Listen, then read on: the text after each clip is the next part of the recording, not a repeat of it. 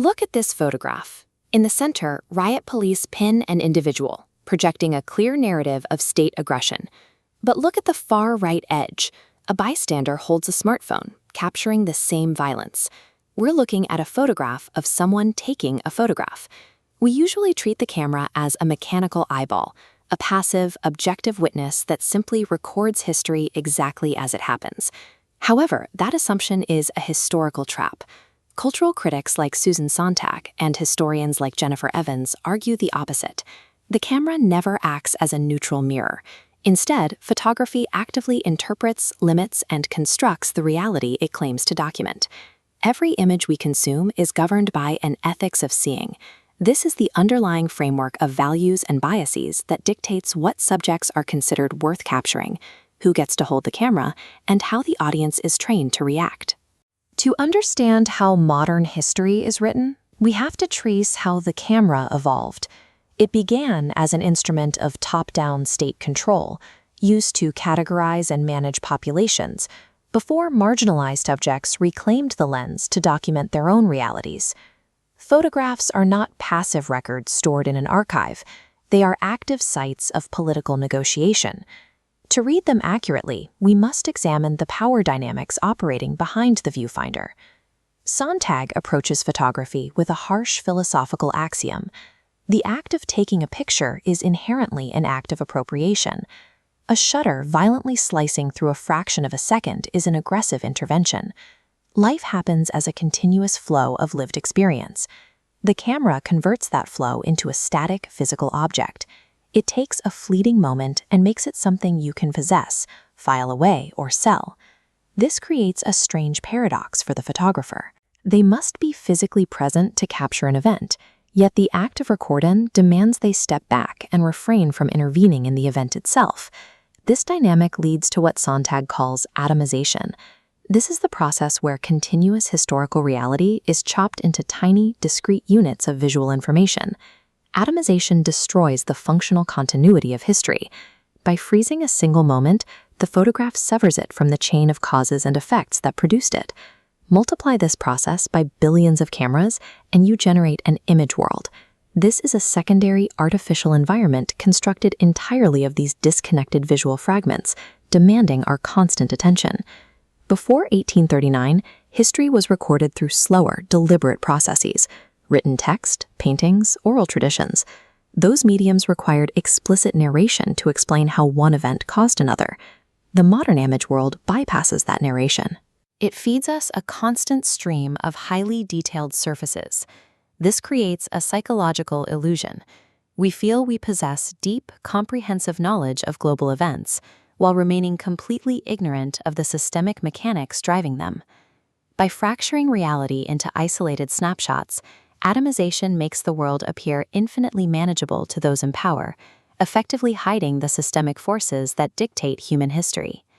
When the camera first emerged in the 19th century, large institutions did not immediately trust it.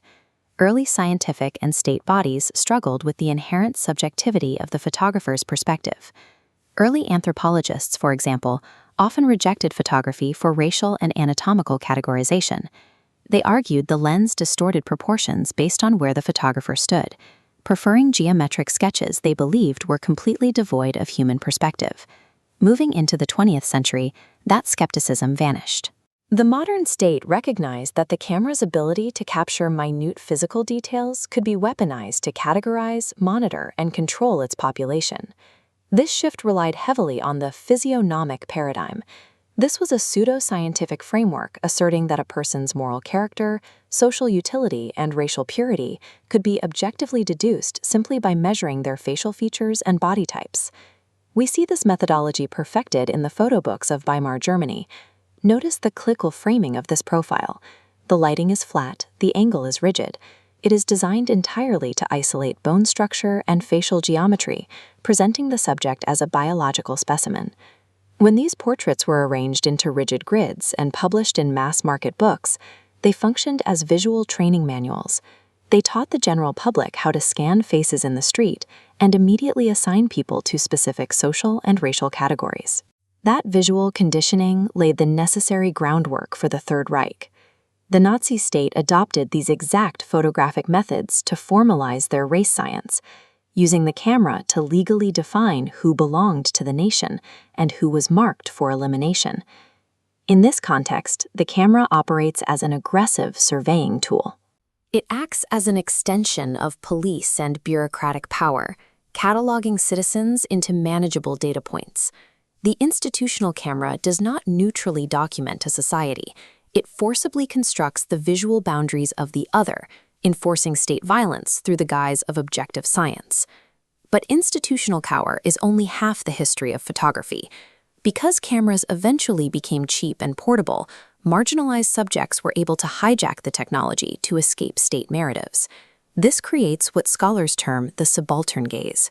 This is the act of oppressed or sidelined groups using photography to document their own lived experiences, actively challenging the official history handed down from the top.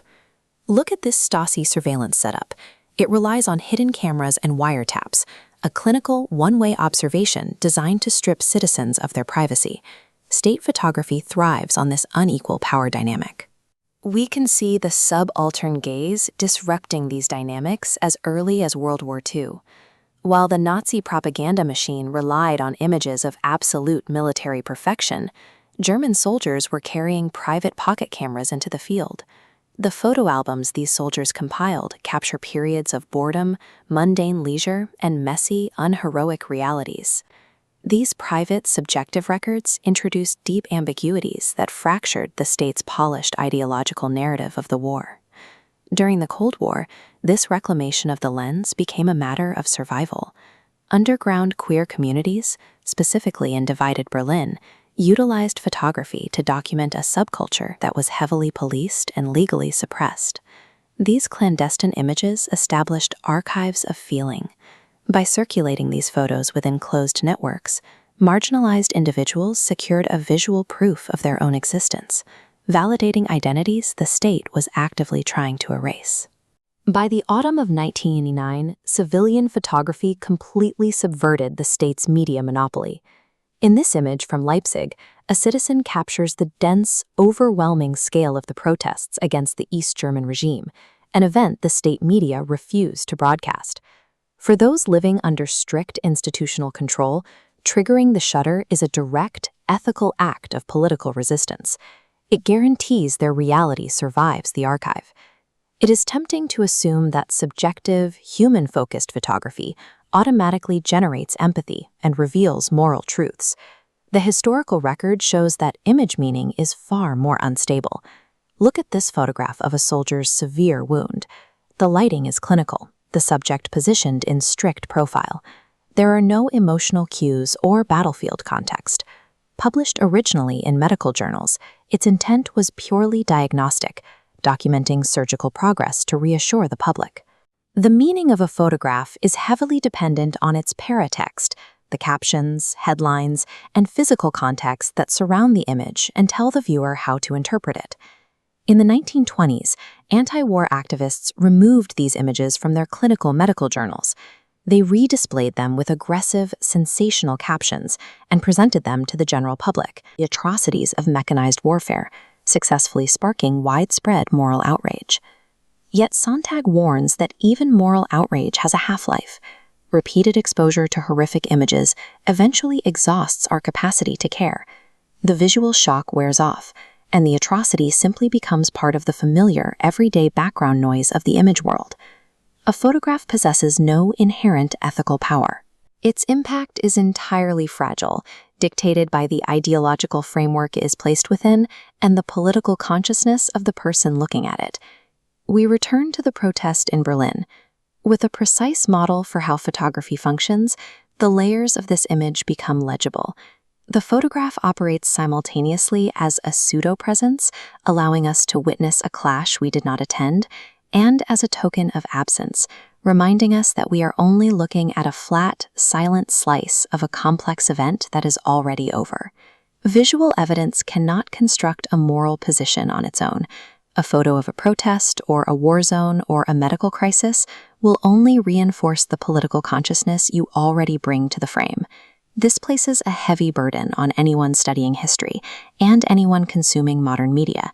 We cannot passively absorb the image world. Critical analysis requires us to look past the surface of what is depicted. We have to interrogate the technological, social, and political conditions of the person holding the camera and the institutions distributing the print. Mastering the ethics of seeing serves as a reliable defense against the manipulative power of the modern image world, a necessary tool for navigating a landscape of manufactured reality.